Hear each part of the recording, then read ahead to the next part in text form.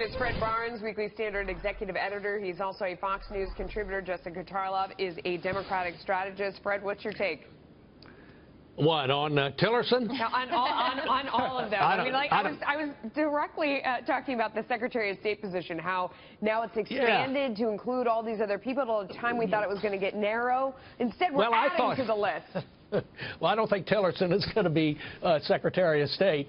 Look, I think Donald Trump wants Mitt Romney as Secretary of State, but almost everybody, all his advisors are against it, particularly the ones who had anything to do with the campaign. And remember what Romney had said about Trump. Of course, Trump had said some pretty critical things about Romney. We'll see, but Trump doesn't seem to want to go against all his advisors at the moment. Still, I'd still say Mitt Romney's the front runner. Yeah. Jessica, see, I have a little bit of a different take now. I think before he used to distract everyone and get them all hysterical with his tweets. Yeah. And now he's switched from, the shiny silver object that he used to distract the media and everyone else for that matter, rather than being the tweets, now it's the front door to his building.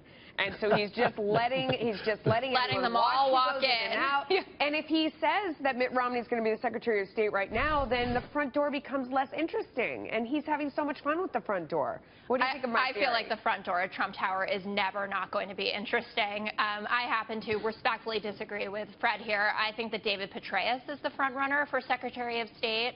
I don't think Tillerson will. That part I agree with. I think that's a firm no to the draining the swamp motto, which we obviously haven't seen much of that so far. But yes, I think he loves the suspense of it.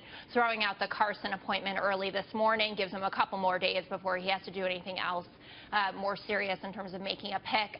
But there are some very prominent... But Jessica, Ben Carson, that's draining the swamp. I mean, that's the knock on him is he has no experience. Yeah. So. Oh, no. I'm talking about people besides Carson. Carson is swampy to me for other reasons. I don't think he's qualified for this role, and that's, I've seen a lot out there on the internet talking about how liberals are just saying that because either we're racist or dumb, and it's neither of those things besides not having an experience. He's said things that, poverty is a choice. He's someone who seems to have turned his back on the very programs that made him who he is. Okay, No, Fred, what is it like to have people say that because of your political beliefs you're either racist or stupid? Gee, that never happens to people on the right. Well, I never you're said talking that about you guys. People are saying that you are, that the Democrats... No, I'm saying I would never say that about you guys. Okay. Yeah. Go ahead, Fred. Look, I know Ben Carson pretty well. Ben Carson's one of the smartest people I know. To be the world's greatest brain surgeon, it takes a very smart person. He grew up in the inner city of Detroit.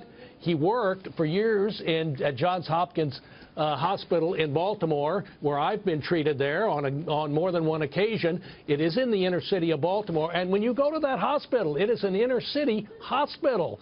So look, you don't have to be some guy who has been a housing official in some city to do this job. Sometimes you're going to appoint people. They're all not going to be experienced in the field, but they're just going to be the best, smartest people you can put in that job. Well, and I think Ben Carson qualifies. Shut down HUD. He's going to put it in and let Carson shut it down. That would be very interesting. We got to go. We'll have more to talk about later. Thanks, guys.